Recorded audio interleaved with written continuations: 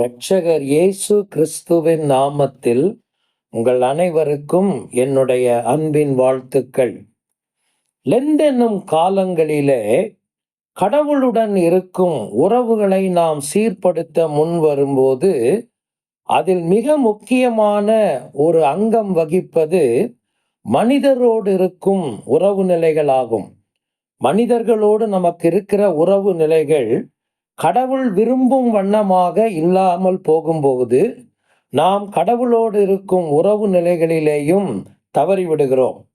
ஒரு மனிதனும் இப்படி சொல்ல முடியாது, நான் கடவுளுடன் நன்றாகத்தான் இருக்கிறேன், மனிதர்களுடன் தான் எனக்கு பிரச்சனை உறவில் இருக்கிறது என்று அவன் சொல்ல முடியாது.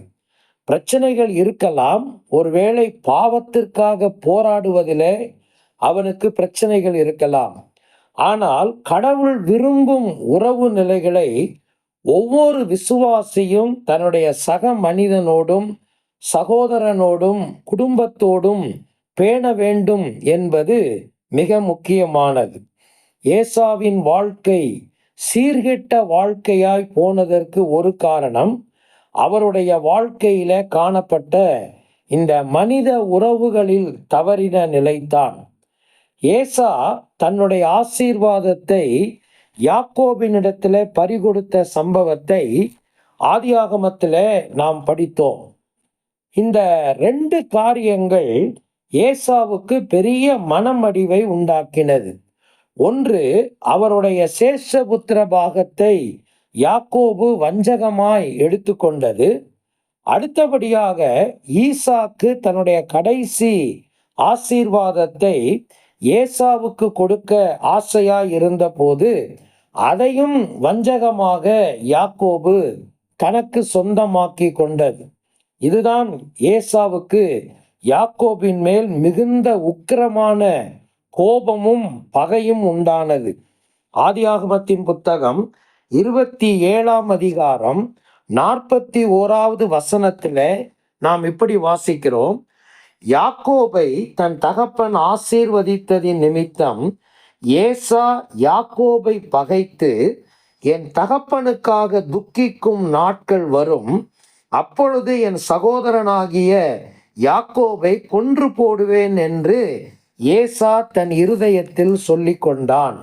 ஒரு பகை உணர்வு ஏசாவுக்குள்ளே விழுந்து விட்டது. நண்பர்களே, இவருடைய வாழ்க்கையை நீங்கள் படிப்பீர்களானால் தொடர்ந்து ஏசா யாக்கோபுக்குள்ள உறவு நிலைகள் சீர்பட்டதா என்றால் சீர்பட்டதை போலத்தான் நமக்கு ஒரு தோற்றம் கிடைக்கிறது. ஆதியாகமத்தின் புத்தகம் 33ஆம் அதிகாரத்தில் ஏறத்தாழ ஒரு 20 ஆண்டுகளுக்கு பிறகு ஏசாவும் யாக்கோபும் இந்த சம்பவங்கள் எல்லாம் நடந்த பிறகு சந்தித்து கொண்ட போது அவர்கள் ஒருவரை ஒருவர் கட்டி தழுவி கொண்டார்கள். ஒருவருடன் ஒருவர் அன்பாக உறவுகளை வைத்து கொண்டார்கள். அதற்கு பிந்தின நாட்களிலே ஈசாக்கு மரணம் அடைந்த போது கூட இவர்கள் இருவரும் இணைந்துதான் அவரை அடக்கம் செய்ததாகவும் திருமறை கூறுகிறது. ஆனால் இந்த பகை உணர்வு ஏசா ஆரம்ப நாட்களிலே வளர்த்துவிட்ட அந்த பகை உணர்வு ஏசாவுடைய குடும்பத்துக்குள்ளும் அதன் பிறகு அவருடைய சந்ததிக்குள்ளும் அது ஆழமாய் ஊன்றிவிட்டது. இவர்கள்தான் ஏசாவின் சந்ததியார்தான் பிந்தின நாட்களிலே ஏதோமியர் என்று அழைக்கப்பட்டார்கள். ஆதியாகமத்தின் புத்தகம் 36ஆம் அதிகாரத்தை நீங்கள் பார்ப்பீர்களானால் அதற்கான ஆதாரங்களை நீங்கள் அங்கே தெரிந்து கொள்ளலாம். ஏதோமியரின் தகப்பனாகிய ஏசாவின் வம்ச வரலாறு என்றுதான் அது ஆரம்பிக்கிறது. 8வது வசனம் 43வது வசனத்தை எல்லாம் நீங்கள் அவ்வதிகாரத்திலே கவனிப்பீர்களானால் ஏசா ஏதோம் என்று பெயர் பெற்றதை குறித்து நாம் அங்கே வாசிக்கிறோம்.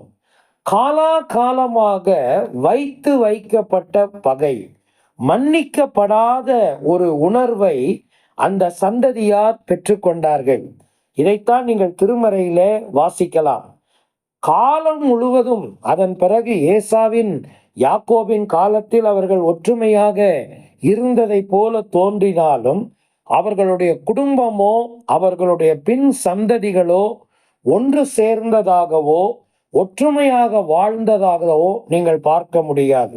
காலம் முழுவதும் ஏதோமியர் இஸ்ரவேலருக்கு, யாக்கோபின் சந்ததியாருக்கு முள்ளாகவும் பகைஞராகவுமே இருந்திருப்பதை திருமறையிலே நீங்கள் வாசிக்கலாம்.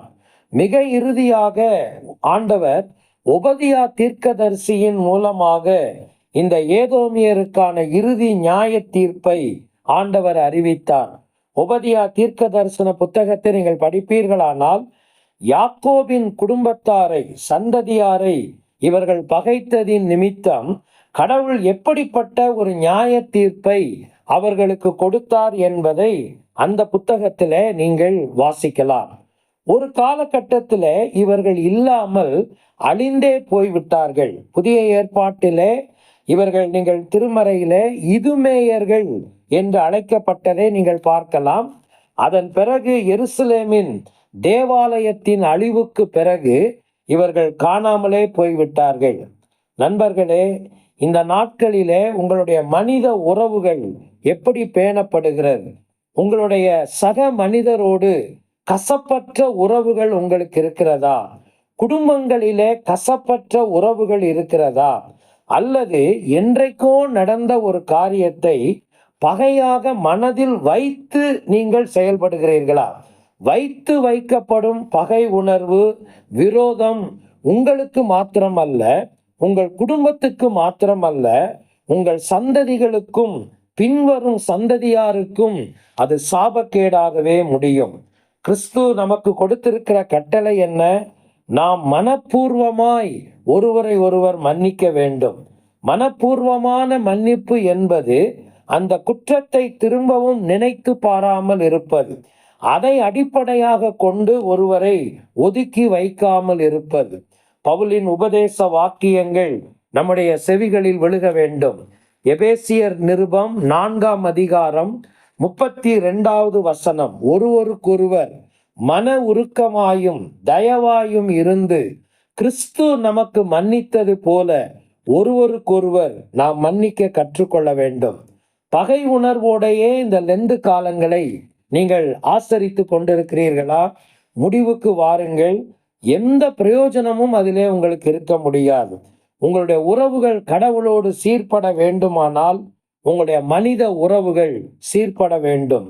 மன்னிக்கவும், ஏற்றுக்கொள்ளவும், அங்கீகரிக்கவும், முழுமையாய் ஒருவரில் அன்பு செலுத்தவும் ஆண்டவர் நமக்கு அருள் செய்ய வேண்டும் என்று மன்றாடுங்கள், அர்ப்பணியுங்கள். பிரார்த்தனை செய்வோம். அன்பின் தகப்பனே, கல்வாரியின் அன்பு எங்களுக்கு எதை செய்ததோ அதையே நாங்களும் மற்றவர்களுக்கு செய்யும்படி என்னையும் எங்களையும் நீர் ஊக்கப்படுத்தி அருளும், பலப்படுத்தி அருளும். இயேசுவின் நிமித்தமே வேண்டிக் கொள்ளுகிறோம் நல்ல பிதாவே, ஆமேன்.